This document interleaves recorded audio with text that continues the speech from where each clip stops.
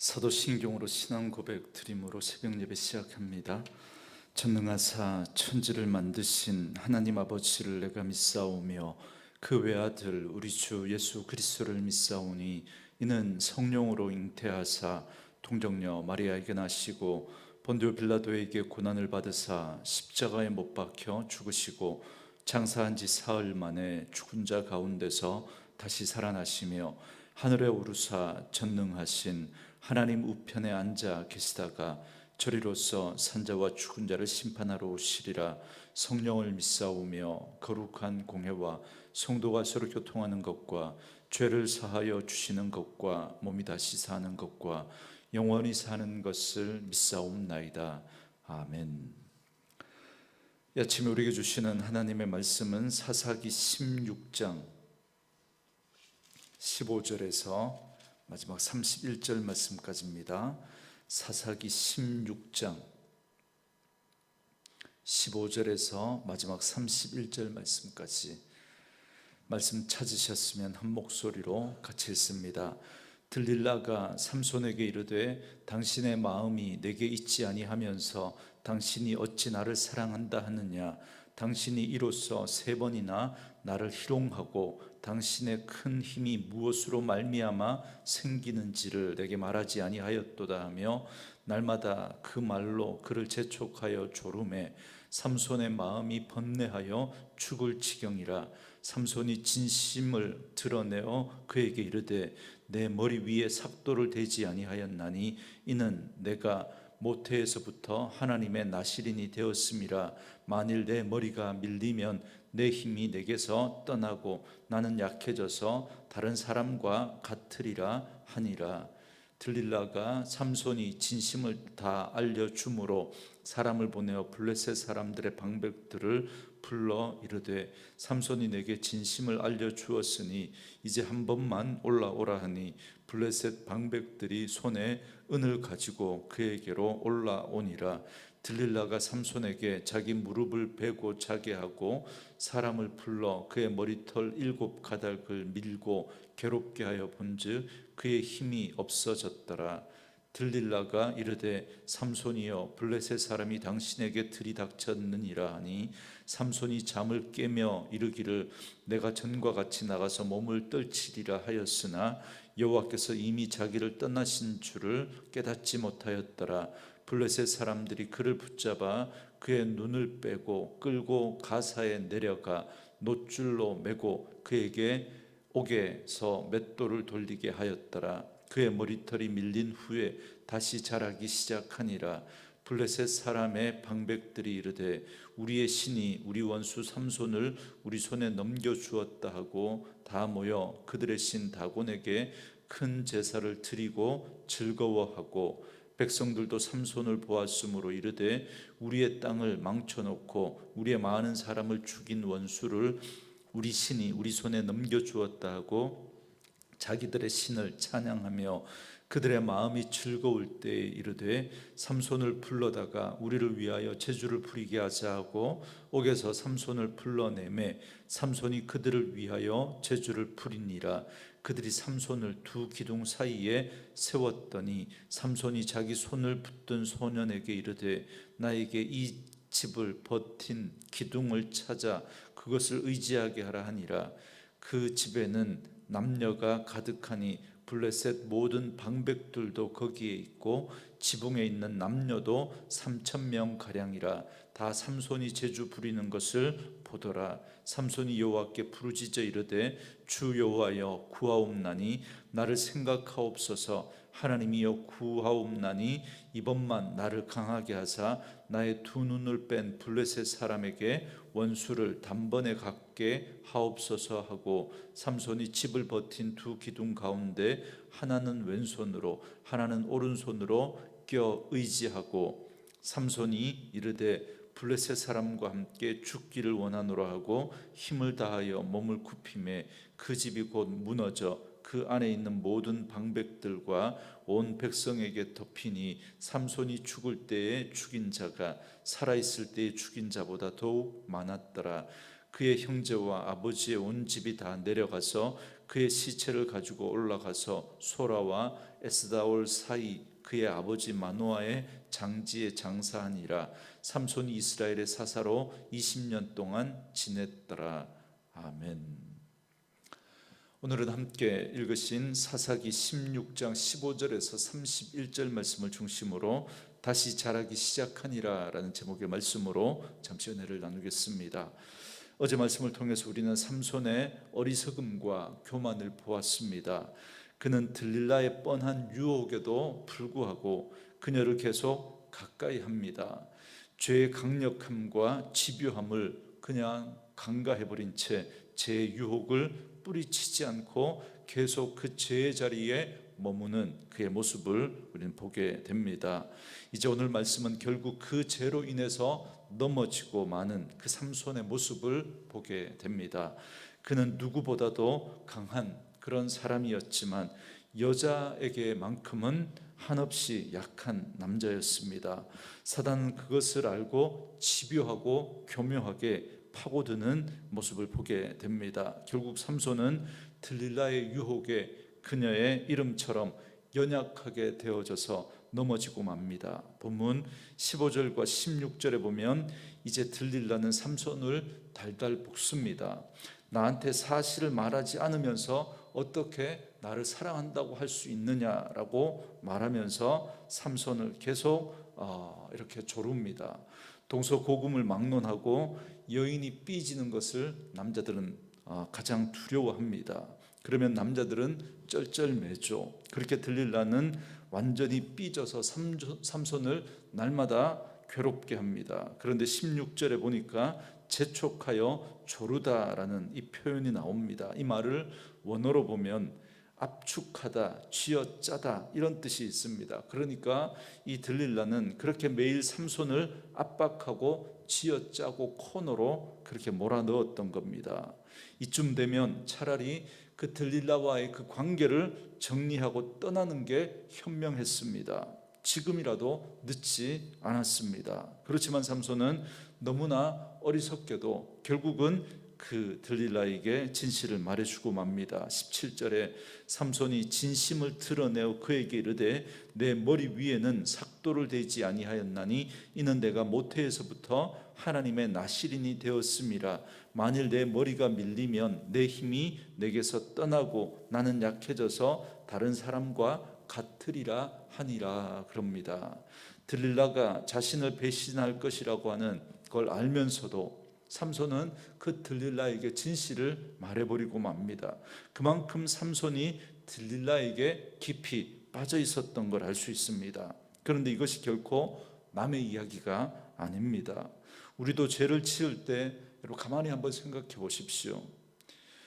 그야말로 그 죄를 하나님이 싫어하시고 이 죄를 범하면 안 된다라고 하는 그런 수많은 이유가 있지만 우리는 죄에 빠지게 되면 그 죄가 주는 낙이 있기 때문에 거기에서 헤어나오지 못하는 거죠.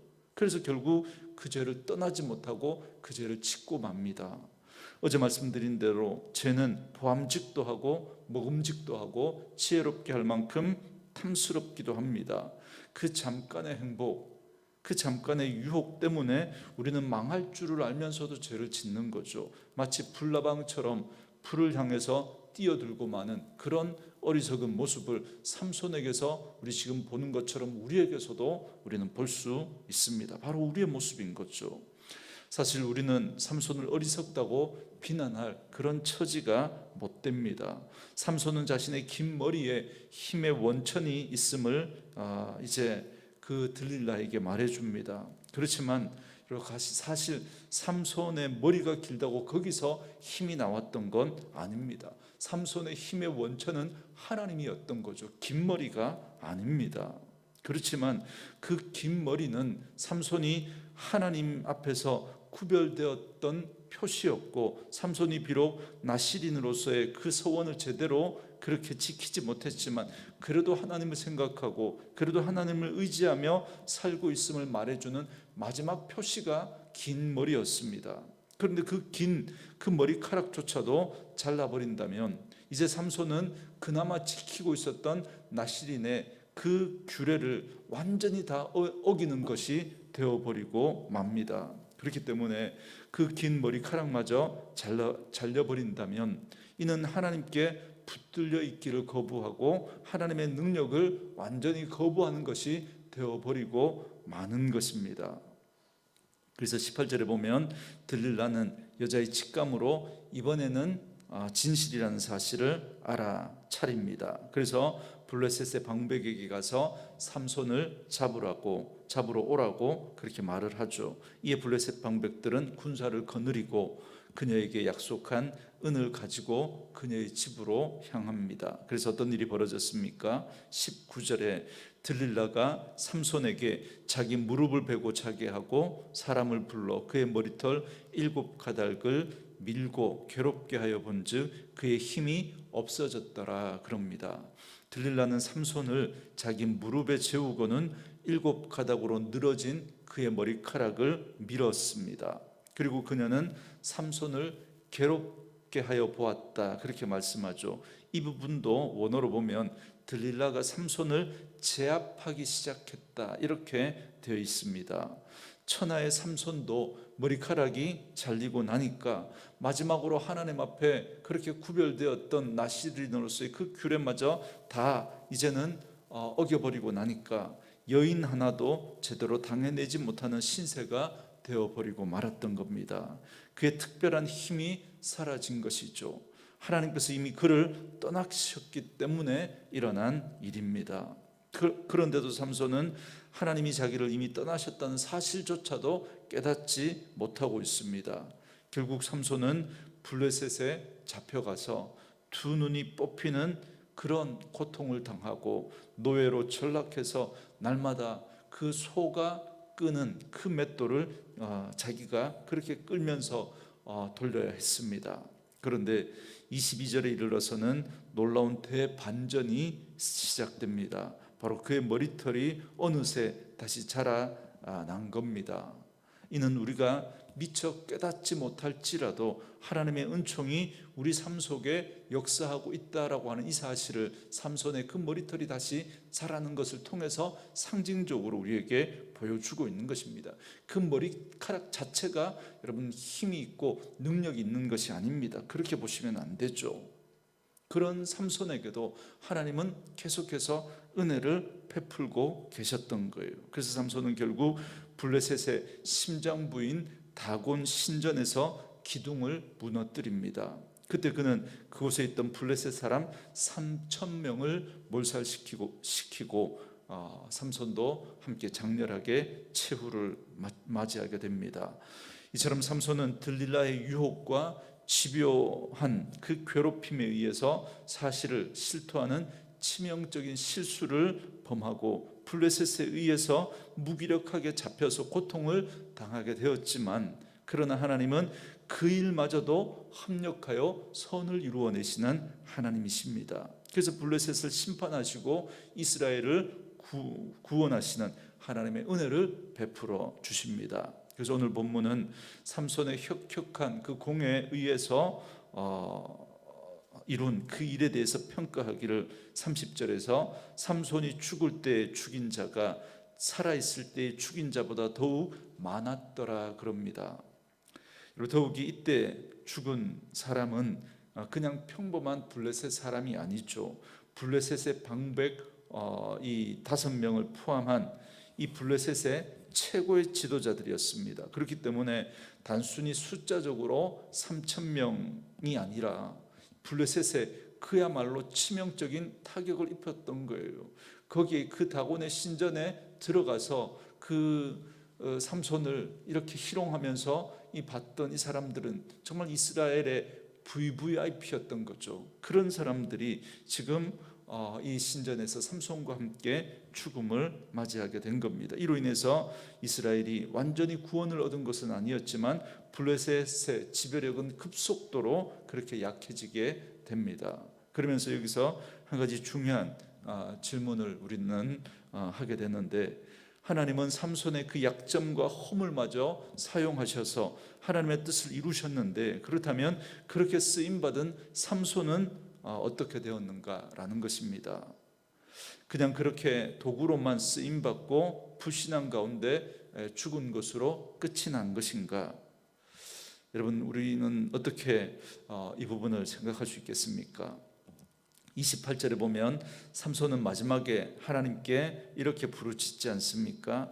이번 한 번만 나를 강하게 하시어 내 눈을 뺀 저 블레셋 원수에게 복수하게 하소서 그럽니다.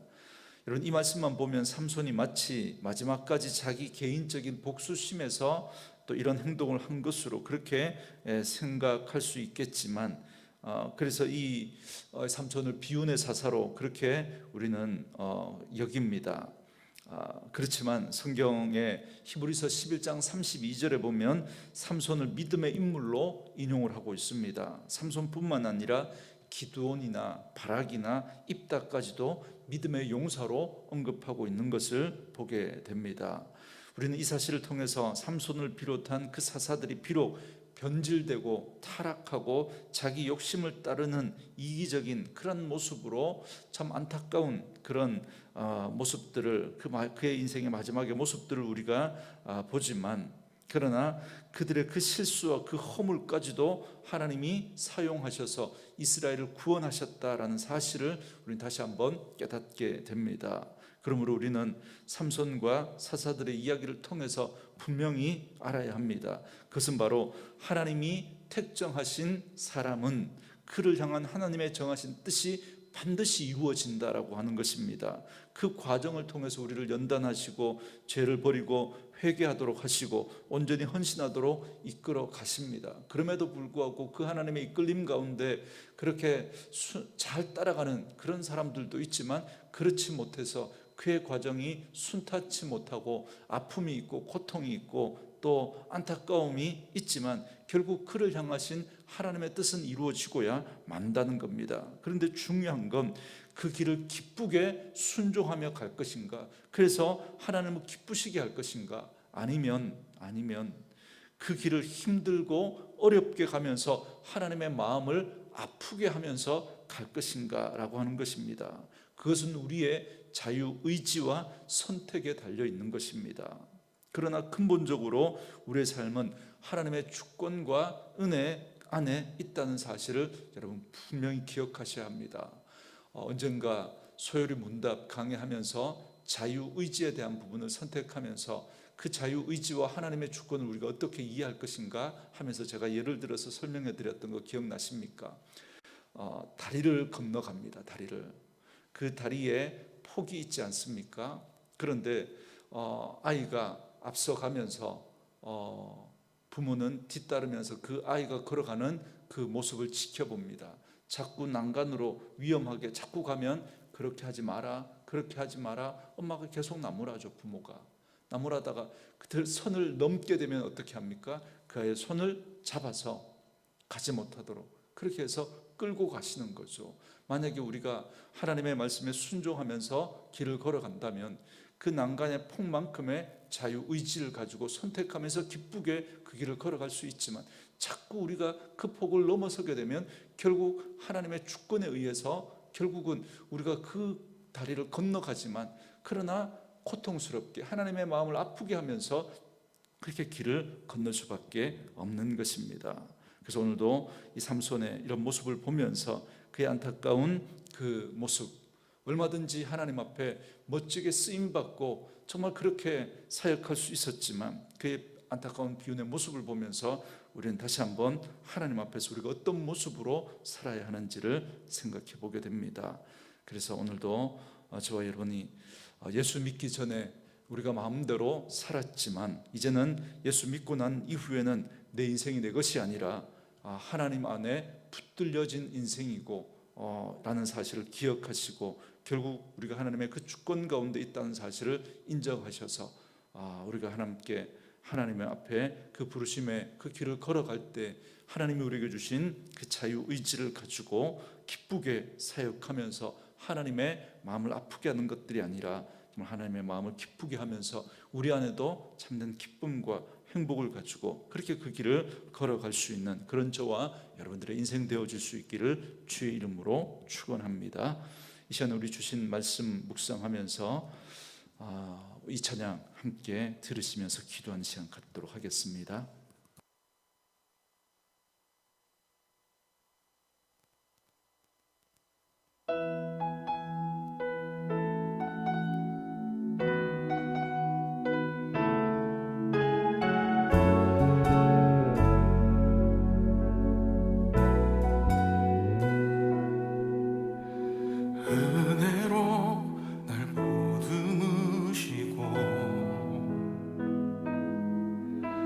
사랑으로 품어주셔도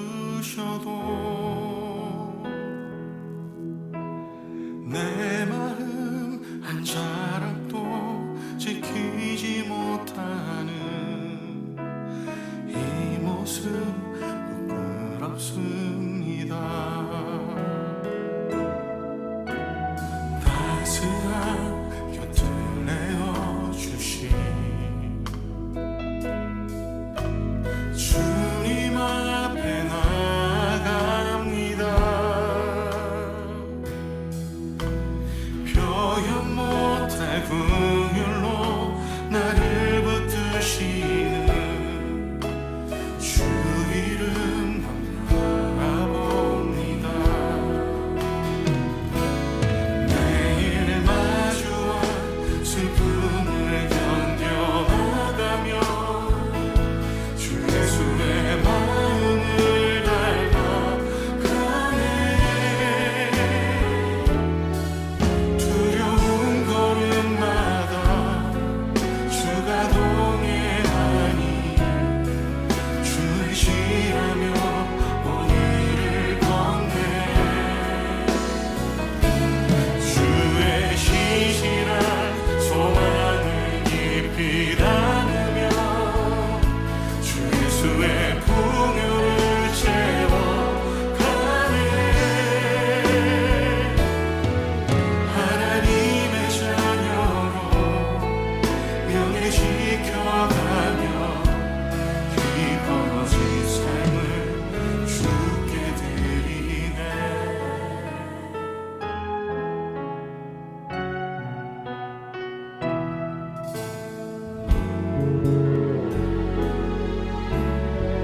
따스한 곁을 주신 따스한 곁을 내어주신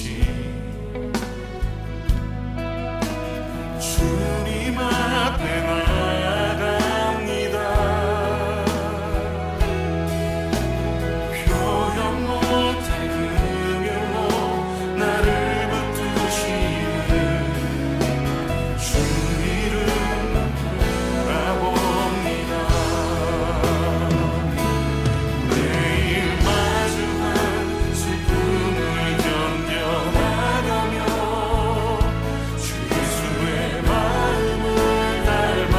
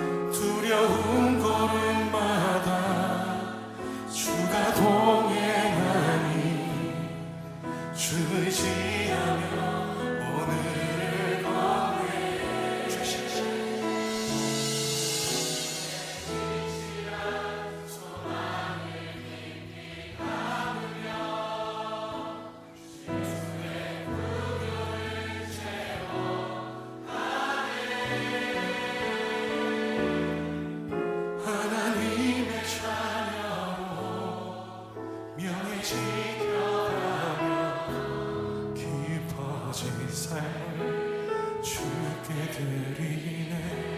하나님의 자녀, 하나님의